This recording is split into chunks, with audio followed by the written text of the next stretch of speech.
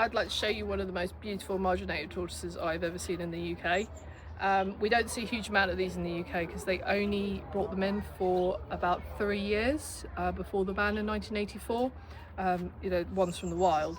And this tortoise has been a UK resident for over 50 years, and look how absolutely stunning he is. I mean, this is like you'd find them in the wild, with this beautiful flare, very long.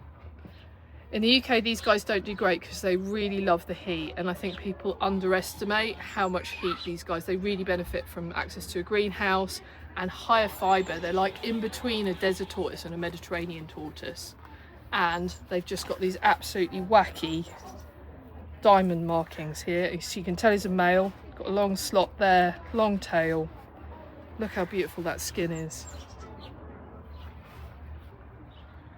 That face, and there's huge variations with the Greeks. The Greeks were quite fast to protect these when it came to CITES, and that's why they weren't imported into the UK for very long. But other breeds, unfortunately, North African spur thighs and Hermans were heavily imported. They actually thought over 250,000 were brought into the UK before 1984.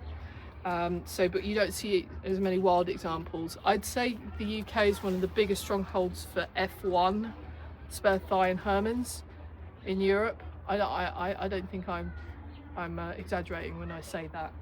We have the most amazing collection of tortoises that are still knocking around, and it's a testament to how long they live. So they live like 80 to 100 years, and a lot of these animals were heavily imported post-war, 50s, 60s, 70s, so like 40 years tortoises were being brought in. And even before that, like before the war, it really came into play like in the Victorian era, where it became fashionable to have an exotic pet. And because in England we're so lucky, we have massive gardens, most homes have massive gardens. A lot of these tortoises have quietly existed for decades and have gone down in the family, and subsequently there's still a lot knocking around, and it's why the Tortoise Club, which does rehoming, education, welfare advice, which I've volunteered with for 25 years, is busier than it's ever been.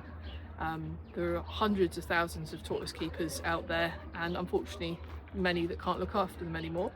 So out there, if any of you know anyone that would like to own a tortoise, please tell them, don't buy one, please come and adopt one from a rescue centre. If it's not Norfolk Tortoise Club, then go online. There's loads of social media pages for rehoming and rescue now. Get out there and support someone who wants to rehome or adopt one yourself. Thanks for watching. So beautiful. But he was bought in the 1950s.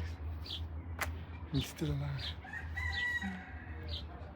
I mean, that's a challenge and a half, just the fact that 1950s tortoise care weren't that great. Well, he was 97 when he adopted him. He's passed away now, bless him. 97. And he was in a wheelchair, and he was crying because he used to belong to his wife.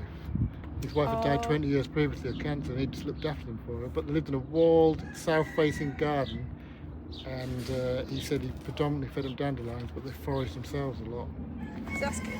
And he even had babies. Some of the ones knew actually his kid, which is fascinating. Look at the weight of it, it's massive.